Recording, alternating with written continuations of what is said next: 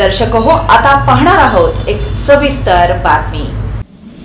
राजर्षी छत्रपती शाहू महाराज स्मारक समिती धाराशिवच्या वतीनं राजर्षी शाहू महाराज यांच्या 103व्या स्मृतिदिनानिमित्त 6 मे रोजी ध्वजासवंदन करण्यात आलं। शाहू महाराजांच्या प्रतिमेस पुष्पहार अर्पण करून गुलाब पुष्प वाहण्यात आली। यावेळी विक्रम पाटील, पृथ्वीराज चिलवंत, बालाजी तांबे यांनी शाहू महाराजांच्या कार्याविषयी मनोगत व्यक्त केलं।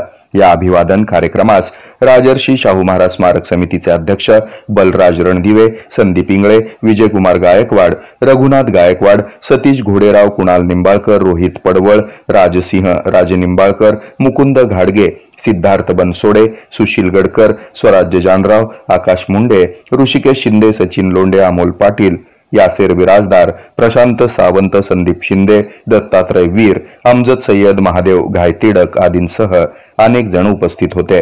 या कार्यक्रमाचं प्रास्ताविक राजर्षी शाहू महाराज स्मारक समितीचे अध्यक्ष बलराज रणदिवे यांनी केलं, तर सूत्रसंचालन सचिव बालाजी तांबे यांनी केलं।